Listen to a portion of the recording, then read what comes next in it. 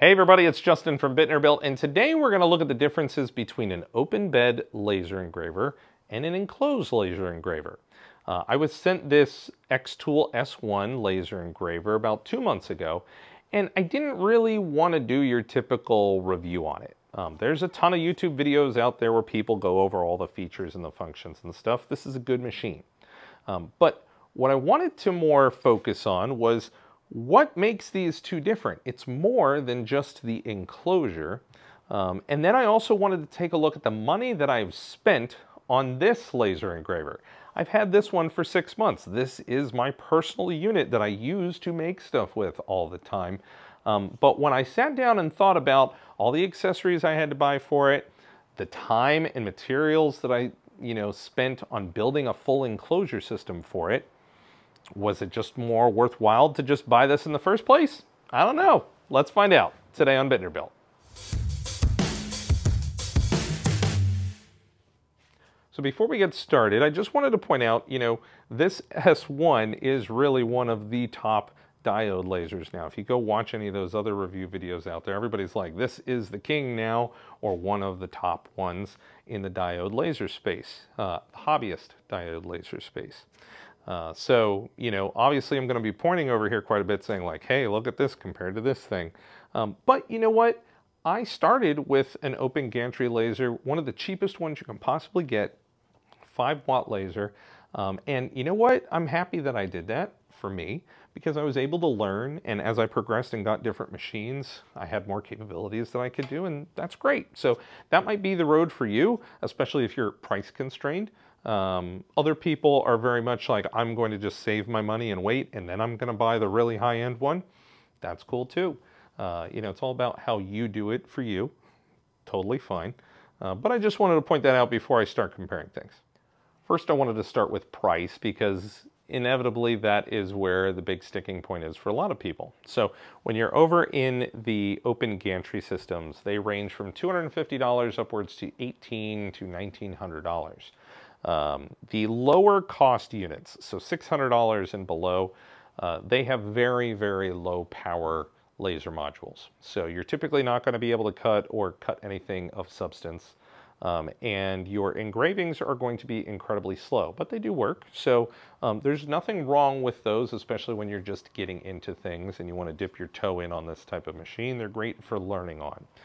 When you're getting a little bit more serious about it and you're looking for something that's more like 36 watts like this is, up to 40 watts, then you're up at the high end of that price tag, of course. Then you move over to the enclosed units like the xTool S1 here. This one has 2 to 3 different configurations for it. It's basically the exact same unit, but the laser is hot swappable. So I have this one with the 40-watt laser. I can buy the 20-watt laser separately, and literally it's just 2 minutes and they're swapped out. They also sell a 2-watt infrared laser, which is completely different, and that is for engraving on metals. So it's very cool that you can have different options for these.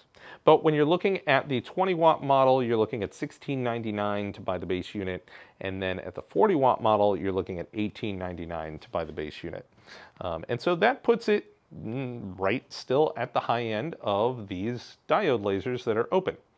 Obviously, this one has a lot more, and so let's see if the other features will, warrant that increased price. The next big one is one that you typically might not think about when buying one of these units, but it's really, really important, and that is safety. So fire safety and vision safety. There's big differences between these two in that field. So in fire safety, when you're running on an open gantry machine, most of them do not have any sort of suppression or prevention. They might have detection, which means if there's an active flame underneath the laser and it detects it, it will cut off the laser and stop the machine so that it doesn't exacerbate that flame and make it into a full-fledged fire. But it's typically only housed at the laser housing. So if the laser moves away and the fire's over here, it doesn't know. So that's also in only the high-end models that might have this. I this year have probably started 5 fires with my laser engraver. And that's me, and it's probably not as common for the typical person, but that's because I'm running these things at higher levels. I'm testing how thick of things it can cut, I'm trying to see what it can do. And so I probably have a more higher propensity for fire, but it still happens. And I even had one where I was standing there with the fire extinguisher like, should I do it? Is it gonna stop? And luckily it stopped and I didn't have to get fire suppressant all over the place. Now, when you look over at this machine, the S1, this has 5 of these little, they look like bubbles inside the machine, 2 in the front and 3 in the back. These are actively looking for fire, and so if it detects it, it will kill the machine. I like that they're placed all around the unit, so if that fire is not where the laser is at the moment, it will detect it and turn the machine off. Additionally, they also sell a full fire suppressant system for this, and I'm going to buy it because I'm in this tinderbox right here and I don't want my house to burn down. So I think that's an awesome feature that you can get to add to this to make this a lot safer. Now, for the second part of safety, vision. Vision's super, super important with this. These lasers will burn the back of your retinas and literally can make you go blind. This is some serious stuff. So when we look at the open gantry systems, you are wearing glasses. Hopefully they include them. Out of the 5, 6 units that I've had, only 3 have included them. That means some of these came without glasses and the customer then had to go buy their own. Well, there's different types of ones because each different type of laser operates at a different wavelength. So you need to make sure that your glasses are the appropriate glasses for that wavelength. You might buy the wrong glasses and think that you're safe and you're looking at that laser all day and you're not. So that's a big problem, especially when you're looking at the differences between like a Galvo, a C02, and this diode. I recently just had to buy some Galvo glasses and they're completely different from these and they won't work on these and these won't work on that. So that's how I know. It's on the top of my head. Also, this open laser, I'm wearing glasses, but if my kids walk in right now, they're not. And so they might look right at that laser. So there's a big safety issue over here, which is one of the reasons why this needs an enclosure, because you don't want your children walking in and seeing an open laser. It should be hidden behind protective glass. But that's where we have this enclosure. So this unit will not run if the lid is open. That is great. So the second somebody tries opening this lid while the laser's running, it cuts off. That's all the safety we need. Since it's its own enclosure and you don't have to wear glasses, none are included. If my kids walk in here, it's perfectly fine. They're not going to be exposed to anything dangerous with that. So huge win over on the side of the S1 on that. The next 2 big things to look at are how to position your material so that it's cut accurately or engraved on accurately, and then also the focus of the laser. So let's say I wanted to engrave on this circle right here and I just place it in the middle. How do I get this exactly where it needs to be over this precisely? Because being that this is a circle, if it's a little bit off to the side, it's going to be very, very noticeable. It needs to be exactly in the center of this circle. You might not always have the luxury of being able to cut out the entire project in addition to engraving it. So in a open gantry system, you have a couple different ways. One is you position a honeycomb bed or your steel plate in here in a specific position and then screw it down to the table so it can never move. That way you always know that I'm going to place whatever I'm doing in the bottom, let's say left corner, for example. And so you always inside your software put everything at the bottom left corner every single time. The next way is some lasers are able to power on, or even through light burn are able to power on at a very low level, so it will kind of outline where it is producing something, and then you can just kind of move the wood to where it's supposed to be. Again, that's good, but not super, super, super accurate. There can be a lot of mistakes happening there. The third way would be to buy a camera system. So they make camera systems that mount on the back, puts a camera right up here, and so then you can actively see it up on the screen. Cameras are very, very attractive in the laser space because it enables you to do batch processing. So you could put 5 of these circles on here, and then in the software you basically are able to just draw on top of each one of these circles, hit go, and it will individually do all these circles at one time. So cameras are very attractive, but they're all aftermarket. I own one. It doesn't work. I haven't been able to get it to work. They're very tricky because they don't come with these. It is a aftermarket type of thing. They might not be made for this specific machine, and it's a lot of setup in the software that for some reason is just incredibly difficult. So when you can get it to work right, it's awesome, but good luck getting it to work right. When I have a project that I cannot screw up with this laser, particularly if it's something of a different shape, I will use a paper method. So my friend Luke came over, he had a round tray that he needed to have engraved. And so what I did was I placed a piece of paper down. I measured with calipers this circular tray to see exactly what the diameter of the circle was. So I put that circle in on the computer, and then I lightly burned it into the paper. That way we had a circle that then I could place the wood down on, and it directly correlated to the circle that I had inside the program. That way, it's a little bit more work, but it does the trick. You know exactly where you're going to be engraving on. A last way is some of the open gantries will have an additional laser pointer. So a harmless red laser that's pointing down, and so it will make a circle around where you are going to place your engraving. Now that is what the S1 has as well. It has a laser crosshair, and it's not just that, it goes with the xTool software. And so I have my Bittner-Built logo here, and I would like to place this on top of a circular piece of wood. And this is really tricky to place down in any other machine. I'm just going to randomly kind of offset, put it not to the middle, but to the side a little bit. Inside the software, I'm going to go to Mark Processing Area.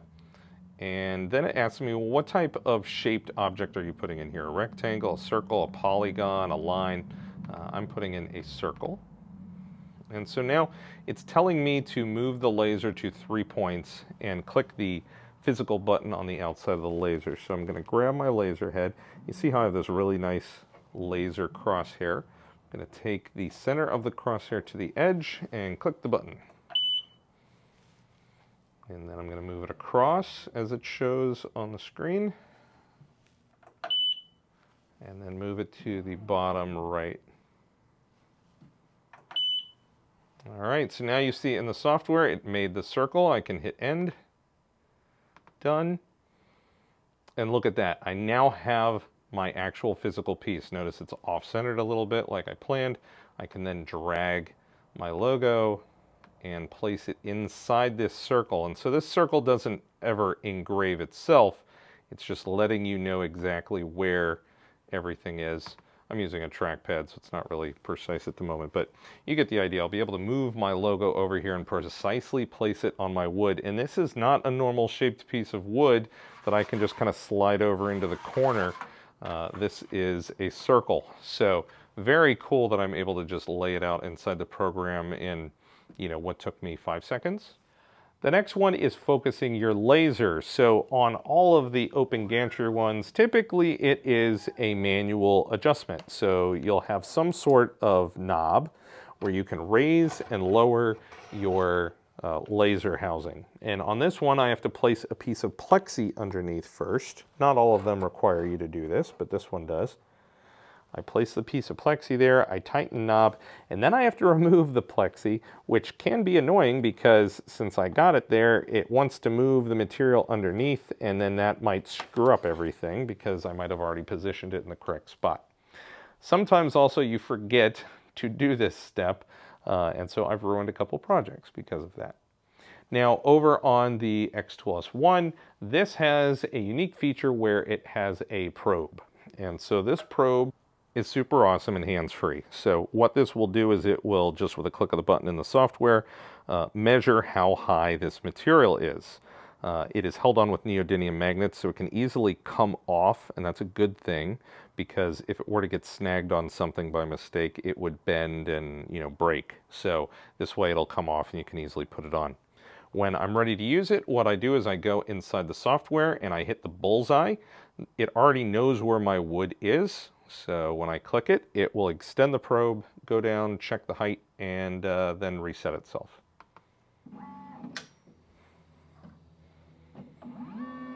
And then it goes back to the corner just to get the probe out of the way. And it's ready. So hands-free. Took just a couple seconds. It's nice that after you place your material down inside this unit, you can walk away and do all the rest of the controls from the computer. Now, in 99.9% of your open gantry laser engravers, you're either going to have the choice of open source software that comes with it. It's not that great. Or using Lightburn. And Lightburn I like quite a bit. I use that all the time. I've made many different purchase levels on Lightburn. And Lightburn does a pretty good job. But Lightburn is not open source, but it is third party. So it is not specifically made for this one or another one. You have to first import your laser engraver into Lightburn, and they do a really good job of having everybody listed in there. But the software is not made for this machine. Now, xTool does have the D1, which is an open gantry, and that one uses the xTool software platform. And it can use Lightburn as well if you choose. But the fact that that one has a software platform is really big. All xTool engravers and machines can use this platform. So the S1 is on the xTool software platform, and this software is made for their machines. That is one of the big things that they have. There are only a very small number of manufacturers in this industry that supply their own software.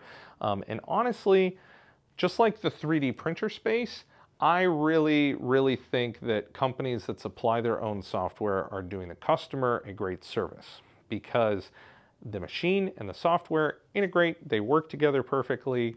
That's the experience you want as a consumer. You can choose to use other programs in addition if you want to. So if you're really good at Lightburn, you can still use Lightburn with this one. But being able to just install that software and pick the S1 from the list, and then it knows everything about this machine and all its capabilities and everything that you want to do, that's great. I don't want to give you a full tutorial on this software, but I just did want to point out a couple nice things. It does have a very friendly user interface. If you compare this over to Lightburn, like I said, I like it as a software program, but it is maybe a little bit cluttered and more for the advanced. Once you learn how to use it, it's great. But you know, maybe when you're first getting into engraving, a more simplified setup like this might be a little bit more appealing. Now, it works on a layer system, just like you might experience with Photoshop. So I can have different things on different layers. So I have my logo on one layer, and I have a circle on the other layer, and I can assign them different actions. So for layer 2, I could say I want to engrave this, and I can give it its power and speed settings and all sorts of other things. And then on layer 4, I could say I want to cut this out instead. So maybe I can then drag my circle over, and so it will engrave my logo on a piece of wood, and then it will cut it out afterwards. Obviously, I'll spend the time to center it up and whatnot before I do that, but super easy. The laser itself can also engrave flat items, cylindrical items, can even do curved items like a plate, for example. The curved items can't exceed a 15-degree curve, so it can't be super curvy, otherwise you're more in the cylindrical realm, but the curved stuff is cool. If you get the optional conveyor belt, you can engrave on a really long board, which is very handy for signs, and then even do screen prints on here. So I find this to be very friendly, again, would be the way to do it. It even has some AI stuff built into here. You can easily make QR codes if you want to, barcodes, and then they have their own repository of projects that you can just click and then download any one of these things. and just go ahead and hit print. This is a great way to learn going through these pre-made projects here. It's very, very simple and easy, and then you can alter these types of projects to maybe suit your own needs, and it helps you learn how to manipulate things inside this program. Let's talk about enclosures. So this is an enclosure that I built. A cheap way for you to do an enclosure is to just buy one of the pop-up tents. Lots of manufacturers make them. xTool makes a very nice one. They range from $50 to $200. And one thing to consider about those is I did talk to another manufacturer, not xTool, and asked them, do I still have to wear my goggles when I have my laser in here? And they said yes. So as a rule of thumb now for me, I would always wear my goggles if they're in one of those enclosures. They said treat it like a secondary protective device. So at least if somebody walks into the room, like one of my kids, the laser is contained, so I can at least hand them a pair of glasses and they're not just automatically looking at the laser when they come out in the garage.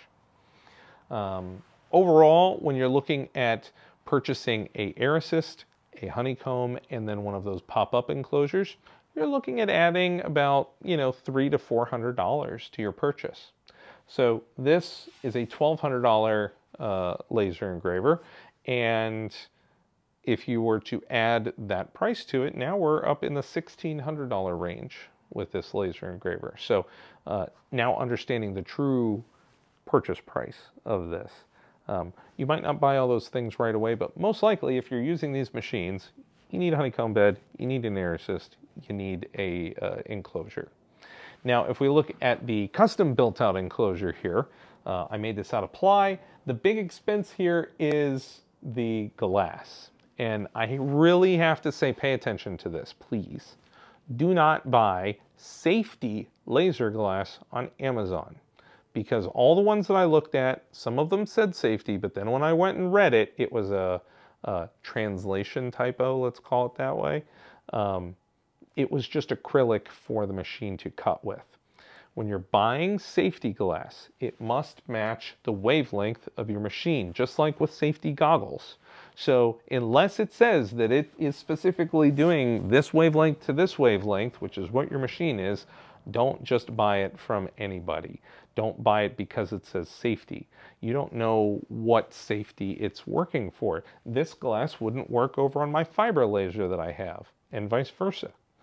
So this glass bought from a website, I'm not recommending anybody in particular, you're going to spend several $100s on this. At least $100. I think I was like $250 for my piece. But I know that it is safe for this machine, and even when I purchased it and it came in, it had a quality control thing that showed that, okay, we've tested it with a laser under this wavelength and it's protected from it. So I felt reasonably secure with using this and then looking through it when I'm using my laser that it's not damaging my vision. Again, take this very seriously, please, please. I have a 6-inch dust or air exhaust line that vents to the outside of my house that does a great job with sucking out all the smoke in here. I applied fire retardant to all the wood in here because it's wood and this is a fire machine. So if you're going to use some sort of wood enclosure, use a fire retardant spray on it. I've done a video on that. Check it out if you don't know anything about fire retardants.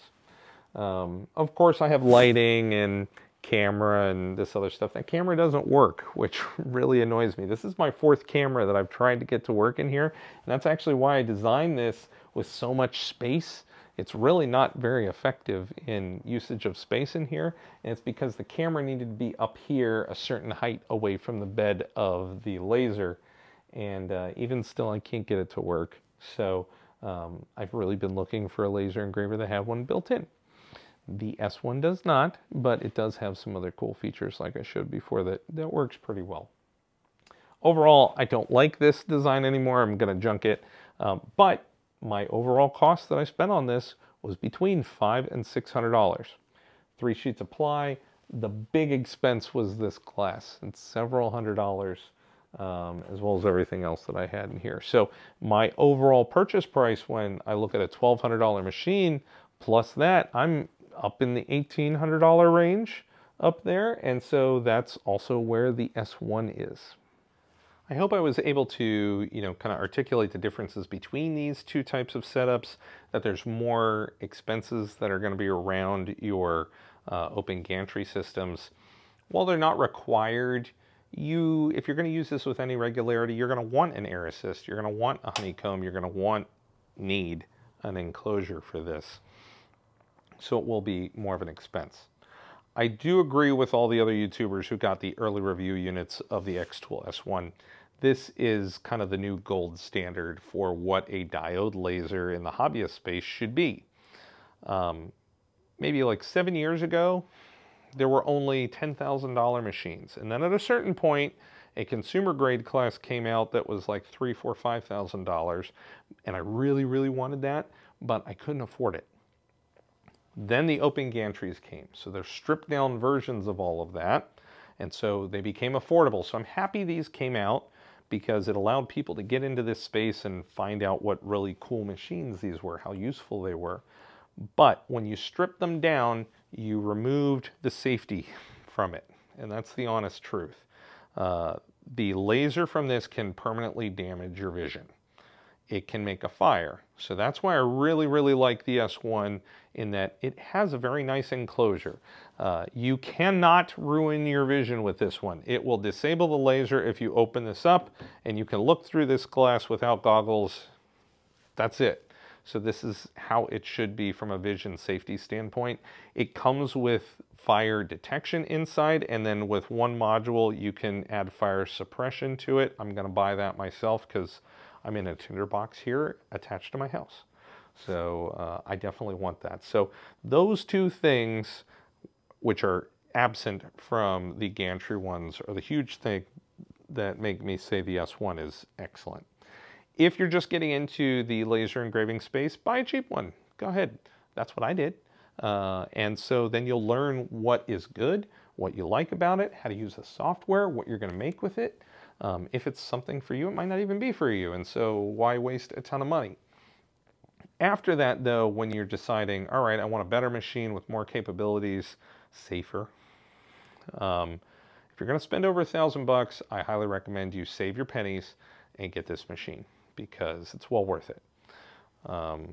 If you're in the hobbyist space, so, personal to light production, this is going to be the machine for you. Sometimes I get comments from people that are like, oh, why aren't you talking about this $20,000 machine? Well, that's only like 1.5% of people. 99% of us out there, this is going to be an excellent machine for you. So very excited with it. Now, I didn't make any engravings with this machine during this video because that's not what this was. This was comparing these two. I will be putting out some more videos over the next few weeks where I make some, different types of tool holders and things, a couple art projects. I'll of course give away all my files for free as I usually do. And whether you're on the xTool system or some other laser engraver, my files will work for both. It's been 7 months since I started my channel and I have 21,000 subscribers. It blows me away. I never thought I was even going to start a YouTube channel, let alone kind of go up there. But now that I'm going up there, I want to hit 100,000. I want to get that little YouTube plaque. So if you got some good content out of this video, I hope you'll hit that subscribe button, that like button. It's what helps YouTube show my video to more people. So I'd really appreciate it. And stay safe in the shop. I'll see you in the next video.